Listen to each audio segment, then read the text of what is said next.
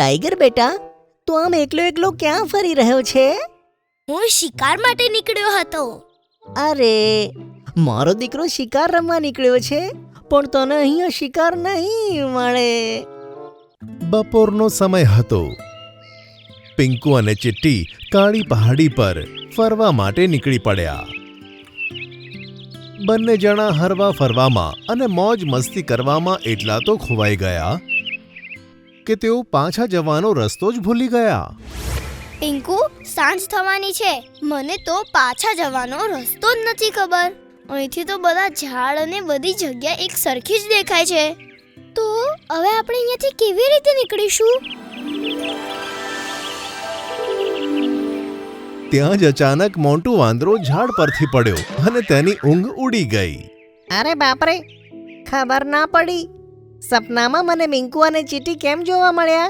ચાલો જવા દો, સપનું જ તો હતું.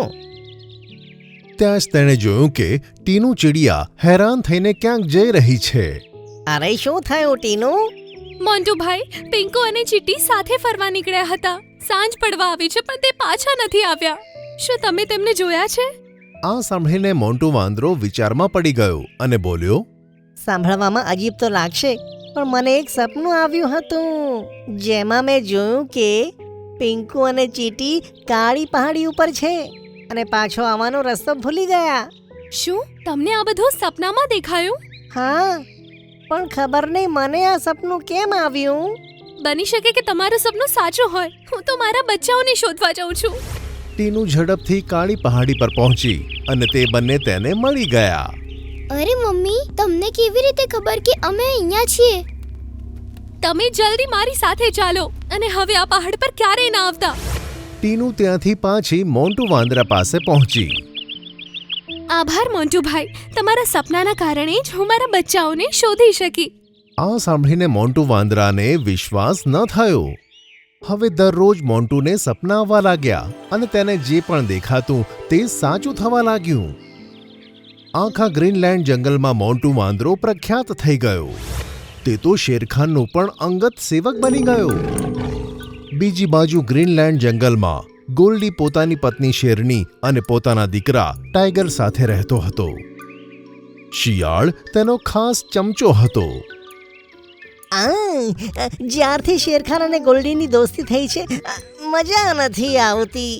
કંઈક એવું કરવું પડશે કે આ બંને વચ્ચે એવી દુશ્મની થઈ જાય કે વાત મરવા મારવા પર આવી જાય. ત્યાં જ ગોલ્ડીનો દીકરો ટાઈગર ત્યાં આવ્યો. પપ્પા પપ્પા, હું થોડી વાર શિકાર રમવા માટે જાઉં? મારો પ્યારો દીકરો, શિકારની અત્યારથી જ પ્રેક્ટિસ? હા પપ્પા. સારું, જાઓ બેટા. ટાઈગર ત્યાંથી જતો રહ્યો અને થોડીવાર પછી શિયાળ પણ ત્યાંથી જતું રહ્યું. ઘણો સમય વીત્યા પછી ટાઈગર જ્યારે ન આવ્યો ત્યારે ગોલ્ડી અને તેની પત્નીને ચિંતા થવા લાગી. ત્યાં જ શિયાળ ગભરાયેલી હાલતમાં ત્યાં આવ્યું. ગોલ્ડી મહારાજ, શેરખાને તમારા ટાઈગરનો શિકાર કરી નાખ્યો. આવું કેવી રીતે થઈ શકે? શેરખાન આવું ન કરી શકે. આ સાંભળીને બંને જણા હેરાન થઈ ગયા. તમે ઈચ્છો તો મારી સાથે ચાલીને જુઓ. સારું, ચલો. શિયાળ પોતાની સાથે બંનેને એક જગ્યાએ લઈ ગયો, જ્યાં જમીન પર ઘણું બધું લોહી પડ્યું હતું અને કેટલાક માંસના ટુકડા પડ્યા હતા. આ લોહી અને માંસ આપણા ટાઈગરનું છે. કહીને શિયાળ રડવા લાગ્યું. ગોલ્ડી અને તેની પત્નીની આંખોમાં પણ આંસુ આવી ગયા. હવે અમે શેરખાનને જીવતો નહીં જવા દઈએ. જાઓ, તેને કહી દો કે મરવા માટે તૈયાર થઈ જાય. અમે રેન્ચો ગેંડાને લઈને ત્યાં પહોંચીએ છીએ. અને પછી શિયાળ શેરખાન પાસે પહોંચી ગયું અને બોલ્યું કે ગોલ્ડી મહારાજ અને શેરની તમારી ઉપર હુમલો કરવાના છે. જો તમે તેની વાતને માની લેશો ને તો તેઓ તમારી ઉપર હુમલો નહીં કરે. આ સાંભળીને શેરખાનને ગુસ્સો આવી ગયો.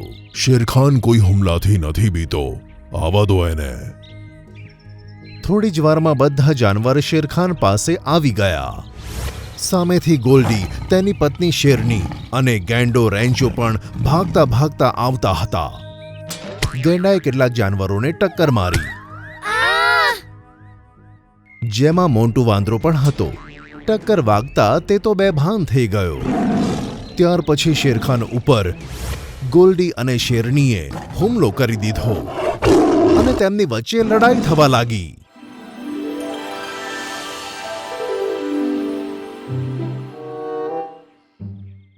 ટાઈગર બેટા, તું આમ એકલો એકલો ક્યાં ફરી રહ્યો છે? હું શિકાર માટે નીકળ્યો હતો. અરે, મારો દીકરો શિકાર રમવા નીકળ્યો છે, પણ તને અહીંયા શિકાર નહીં મળે. તો તમે જ બતાવો કે શિકાર ક્યાંથી મળશે. હું તને તળાવના કિનારે લઈ જાઉં છું. ત્યાં તને તારો મનપસંદ શિકાર મળશે.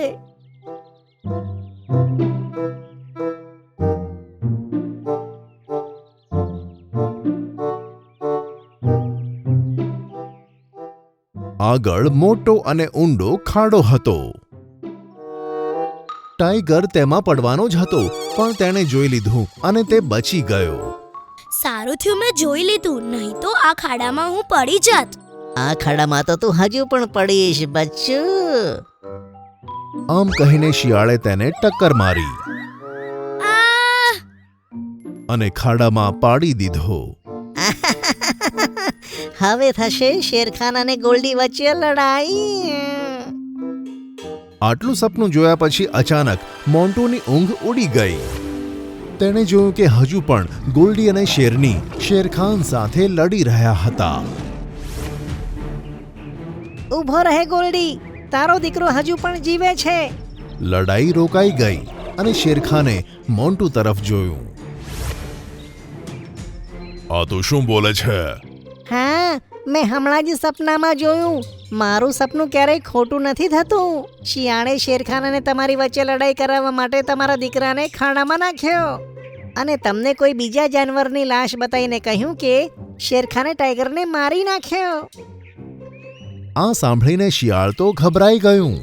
ગોલ્ડીએ તેની તરફ ગુસ્સાથી જોયું અને પછી મોન્ટુને કહ્યું કે મોન્ટુ વાંદરા, જો તું તે ખાડા વિશે જાણે છે તો હમણાં જ લઈ ચાલ મને, પછી ખબર પડશે કે સાચું શું છે.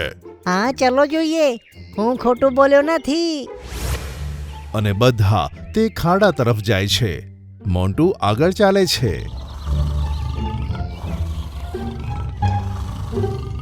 જેમ જેમ ખાડો નજીક આવતો તેમ તેમ શિયાળની હાલત ખરાબ થતી જતી અને તે ત્યાંથી ભાગી પણ શકતું ન હતું. બધા જ્યારે ખાડા પાસે પહોંચ્યા ત્યારે ટાઈગર તેમને જોવા મળ્યો. ટાઈગરના માતા પિતા તો ખુશીને મારે કૂદી પડ્યા અને બંને જણા ટાઈગરને ભેટી પડ્યા. ચલો બેટા, હવે તું અમારી પીઠ ઉપર પગ રાખીને બહાર નીકળવાનો પ્રયત્ન કર. ટાઈગર દોડ્યો અને ગોલ્ડીની પીઠ ઉપર એક પગ રાખીને છલાંગ મારી અને બીજો પગ ખાડાની બહાર મૂકી દીધો અને જમીન પર પહોંચી ગયો. બધા જાનવર ખુશીથી ઉછળી પડ્યા. ત્યાર પછી ગોલ્ડી અને શેરની પણ ખાડાની બહાર આવી ગયા. બધા જાનવર હવે શિયાળને ગુસ્સાથી જોવા લાગ્યા. ગોલ્ડી અને શેરનીએ તેની ઉપર તરાપ મારી અને તેને ઘાયલ કરી નાખ્યો. મરી ગયો, માફ કરી દો. શેરખાન, મને માફ કરો. મેં વિચાર્યા વગર તમારી ઉપર હુમલો કરી નાખ્યો. તારી કોઈ ભૂલ નથી ગોલ્ડી, બધી ભૂલ આ ચાપલૂસની છે. અને પછી બધા પોતપોતાના જંગલમાં પાછા જતા રહ્યા. શેરખાને મોન્ટુનો આભાર માન્યો, કારણ કે તેના લીધે જ આટલી મોટી મુસીબત ટળી ગઈ. મોન્ટુને હજુ પણ સપના આવે છે, જેના લીધે તે બધા જાનવરોની રક્ષા કરે છે. પઠાન કાકા, અમારો એક સવાલ છે. હા, બોલ, શું સવાલ છે? કાકા, શું પક્ષીઓમાં એવું નથી થઈ શકતું કે તેઓ પણ પાણીમાં તરી શકે? કેમ નહીં બેટા, મહેનત કરવાથી તો બધું થઈ જાય છે. મહેનતનું ફળ. રીમઝીમ ચકલી બતકો પાસે રમતી હતી. ત્યાં જ બતક તેને ચીડવવા લાગ્યા. રીમઝીમ, તું ખાલી હવામાં ઉડી શકે છે, જમીન ઉપર ચાલી શકે છે, પરંતુ પાણીમાં નથી તરી શકતી. ના, હું બધું જ કરી શકું છું. મહેનત કરવાથી કંઈ પણ થઈ શકે છે. અચ્છા, તને તારી મહેનત પર આટલો બધો વિશ્વાસ હોય તો ચાલ પાણીમાં તરીને બતાવ. તું જોઈ લેજે, હું એક દિવસ પાણીમાં જરૂર તરીને બતાવીશ. રીમઝીમ ત્યાંથી ઉડીને જતી રહે છે. જ્યારે તે ઉદાસ થઈને ઝાડ પર બેઠી હતી ત્યારે ચુનમુન ત્યાં આવે છે. રીમઝીમ, શું થયું તને? આટલી ઉદાસ કેમ દેખાય છે? હું તે વિચારી રહી છું કે જંગલના કેટલાક પક્ષીઓને કેટલો બધો ઘમંડ આવી ગયો છે. અરે, તું કોની વાત કરી રહી છે? નદી કિનારે કેટલાક બતક રહે છે. તેમાંથી જે ઝિલમિલ નામની બતક છે ને, તે આજે મને ચીડાવતી હતી. શું બોલી તે? તે બોલી કે તું પાણીમાં તરી નથી શકતી. હું તેને કહીને આવી છું કે મહેનત કરવાથી બધું જ થઈ શકે છે. હું તને એક દિવસ પાણીમાં જરૂર તરીને બતાવીશ. પણ તે આવું બોલી કેમ?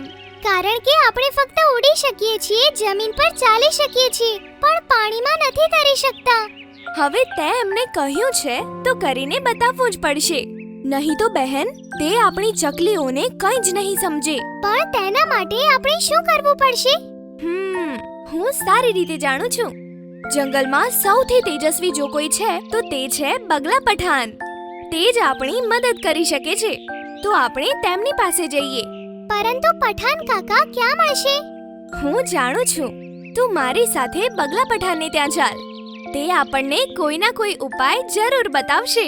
રીમઝીમ ચુનમુનની સાથે પગલા પઠાણ પાસે જાય છે. ત્યાં જઈને કહે છે, પઠાણ કાકા, અમારો એક સવાલ છે. હા બોલ, શું સવાલ છે? કાકા, શું પક્ષીઓમાં એવું નથી થઈ શકતું કે તેઓ પણ પાણીમાં તરી શકે? કેમ નહીં બેટા, મહેનત કરવાથી તો બધું થઈ જાય છે. ત્યાં જ રીમઝીમ બોલે છે, કાકા, અમે પણ ઈચ્છીએ છીએ કે અમે પણ પાણીમાં તરી શકીએ. આની ઉપર બગલો હસવા માંડે છે.